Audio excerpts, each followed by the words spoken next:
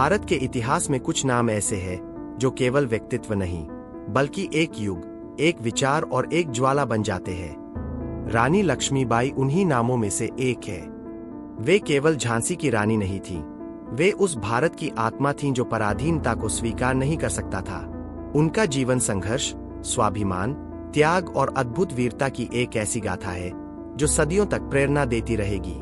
19वीं शताब्दी का Bharat British east India company के अधीन धीरे धीरे अपनी स्वतंत्रता खो रहा था। सत्ता, राजस्व और प्रशासन अंग्रेजों के हाथ में जाता जा रहा था। भारतीय रियासतें एक एक कर या तो छल से या बल से अंग्रेजी साम्राज्य में समाहित की जा रही थीं। ऐसे समय में झांसी की धरती पर एक ऐसी नारी खड़ी हुई जिसने इतिहास की दिशा बदल दी। रानी लक्ष्मीबाई का जन्म 19 नवंबर 1828 को वाराणसी में हुआ। उनका बचपन का नाम मणिकर्णिका था, लेकिन सब उन्हें प्यार से मनु कहते थे। उनके पिता मोरोपंत तांबे पेशवा बाजीराव द्वितीय के दरबार में कार्यरत थे। मां का निधन बहुत कम उम्र में हो गया, जिसके बाद मनु का पालन पोषण उनके पिता ने किया। यह पालन पोषण साधारण नहीं था। मनु को पढ़ाई के साथ साथ घुड़सवारी, तलवारबाजी, धनुर्विद्या और युद्ध कौशल सिखाया गया। वह अन्य लड़कियों की तरह गुड़ियों से नहीं बल्कि घोड़ों और हथियारों से खेलती थी। बचपन से ही उनमें असाधारण साहस और आत्मसम्मान दिखाई देता था। पेशवा के दरबार में उनका उठना बैठना हुआ, जहां वे राजनीति, प्रशासन और युद्ध की बातें सुनती थी। यहीं उनके भीतर नेतृत्व की भावना और राष्ट्र के प्रति चेतना विकसित हुई। 1842 में उनका विवाह झांसी के राजा गंगाधर राव से हुआ और वे झांसी की रानी बनी। विवाह के बाद उन्हें लक्ष्मीबाई नाम दिया गया। झांसी उस समय एक छोटी लेकिन समृद्ध रियासत थी। राजा गंगाधर राव विद्वान और शांत स्वभाव के शासक थे। रानी लक्ष्मीबाई ने शासन की बारीकियों को समझना शुरू किया और प्रजा से सीधा संबंध बनाया। कुछ वर्षों बाद उन्हें पुत्र रत्न की प्राप्ति हुई, लेकिन दुर्भाग्यवश बालक अल्पायु में ही चल बसा। यह आघात रानी के जीवन का एक महत्वपूर्ण मोड़ था। बाद में राजा गंगाधर राव ने एक बालक दामोदर राव को गोद लिया और उसे अपना उत्तराधिकारी घोषित किया। लेकिन यही वह बिंदु था जहां अंग्रेजी नीति ने झांसी को निशाना बनाया।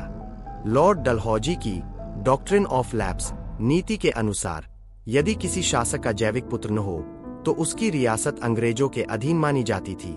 अंग्रेजों ने दामोदर राव को उत्तराधिकारी मानने से इनकार कर दिया और राजा गंगाधर राव की मृत्यु के बाद झांसी को हड़पने की तैयारी शुरू कर दी। रानी लक्ष्मीबाई ने इस निर्णय का डटकर विरोध किया।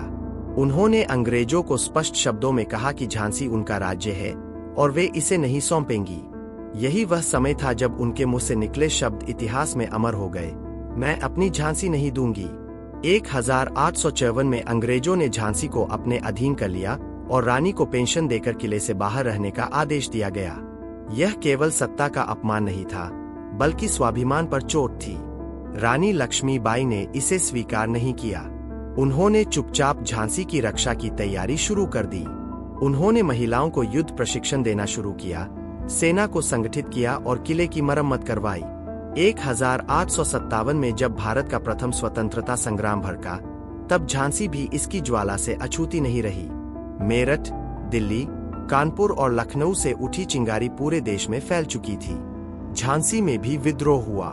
प्रारंभ में रानी ने स्थिति को संभालने का प्रयास किया, लेकिन अंग्रेजों ने इस विद्रोह का दोष भी उन्हीं पर मर दिया। 1858 में ब्रिटिश सेना ने झांसी पर आक्रमण किया। सर ह्यू रोज के नेतृत्व में अंग्रेजी फौज ने झांसी को चारों ओर से घेर लिया। रानी लक्ष्मीबाई ने अद्भुत साहस का परिचय दिया। उन्होंने स्वयं घोड़े पर सवार होकर सैनिकों का नेतृत्व किया। किले की प्राचीरों से तोपें गरजीं, तलवारें चमकीं और झांसी युद्ध भूमि बन गई। रानी केवल आदेश देने वाली शासक नहीं थीं, वे स्वयं रणभूमि में थीं।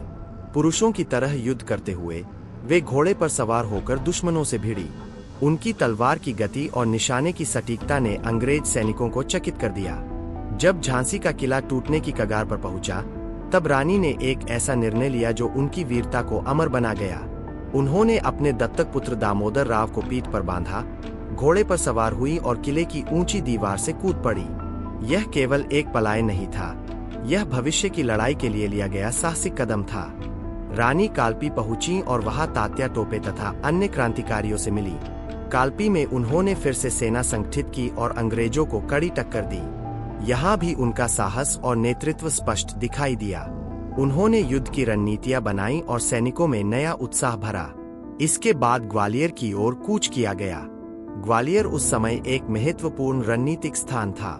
रानी लक्ष्मीबाई ने ग्वालियर पर अधिकार किया, लेकिन अंग्रेजी सेना पीछे पीछे पहुंच गई। 18 जून 1858 को कोटा की सराय के पास निर्णायक युद्ध हुआ। इस युद्ध में रानी लक्ष्मीबाई ने अंतिम बार शत्रु का सामना किया। वे पुरुष वेश में थीं, ताकि शत्रु उन्हें पहचान न सके। घायल होने के बावजूद वे लड़ती रहीं। अंततः वे वीरगति को प्राप्त हुई, लेकिन अंग्रेज उन्हें जीवित या मृत पकड़ नहीं सके। स्थानीय लोगों ने उनका अंतिम संस्कार किया, जिससे अंग्रेज उनका शव भी अपमानित न कर सके। रानी लक्ष्मीबाई की मृत्यु के साथ संघर्ष समाप्त नहीं हुआ। उनकी वीरता ने स्वतंत्रता की भावना को और प्रबल किया। अंग्रेज अधिकारियों ने स्वयं स्वीकार किया कि रानी लक्ष्मीबाई सबसे खतरनाक और साहसी विद्रोही थीं। वे केवल एक योद्धा नहीं थीं, वे प्रेरणा थीं। उनका जीवन यह सिद्ध करता है कि साहस का कोई लिंग नहीं होता। उन्होंने यह दिखाया कि जब मातृभूमि और स्वाभिमान की बात आती है, तो एक नारी भी इतिहास की धारा मोड़ सकती है। आज रानी लक्ष्मीबाई केवल इतिहास की पुस्तक में दर्ज नाम नहीं है, वे भारत की चेतना में जीवित है। झांसी की रानी की गाथा हमें यह सिखाती है कि पराजय केवल युद्ध भूमि में होती है, विचारों में नहीं।